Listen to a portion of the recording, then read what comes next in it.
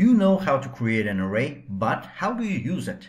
When you want to use the value assigned to a variable, the variable's name is a placeholder for the value assigned to it. For example, if you wanted to display the contents of a variable named age in the console, you would provide the name of the variable to the console.log method. However, the name of an array doesn't quite represent a single value. It's a list of multiple values, or as they are formally called, array elements. To access a single element within an array, you use what's called an index value, which is a number that indicates the position of an element in an array. You can think of an array as a numbered list. To get an item from the list, you need to call up the number of the item you want to access. One really important concept to keep in mind about arrays in JavaScript is that they're zero-based or zero-indexed. This means that the index of the first element inside an array is not 1, it's 0. For example, this guest list array has 3 string values inside it: John, Adam, and Maria. The first item, John, is at the index 0, the second item, Adam, is at the index 1, and Maria is at the index 2. To access any of those elements, you type the name of the array followed by square brackets. For example, to log the value of the first element, John, to the console, you would type this. To access a different item in the list, just update the index value. Now let's access some of the elements inside the cities array we created in the previous lecture. To code along with me, first download the course folder from the link in the description below and open it with your favorite code editor. Here I'm using Visual Studio Code. From the course folder, open the exercise folder called JavaScript Arrays. And then open the index.html file in the browser.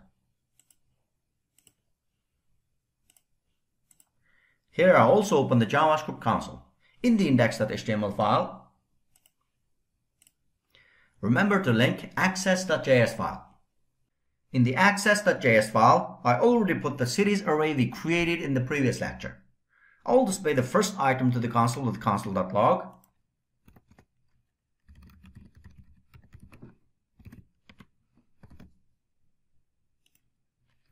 Cities, immediately followed by a set of square brackets. Inside the square brackets, type 0. I'll save the change, refresh the page, and the first element of the array Helsinki displays in the console. Back in access.js, I'll add a few more lines of code to access each of the element in the array. Let's also see what happens if you use an index value that doesn't exist. In this case, I'll access the item at index 4. This points to a 5th element in the array, and there's no 5th element. I'll save the change, refresh the page. Over in the console, each item gets displayed. Notice how the last item is undefined. That's because there isn't anything at index 4 in the cities array. Now that you can create arrays and access the values inside them, one of the best parts about arrays is that you can update them in different ways. In other words, you can add, remove, and update array elements within your program. For example, imagine you have an e-commerce website that sells all kinds of books. Someone visiting that page can add books to buy to their shopping cart. From a programming perspective, an array could represent that shopping cart. It's an empty array when the user first visits the page. But as they add a new book to the shopping cart, the program adds a new item to the shopping cart array.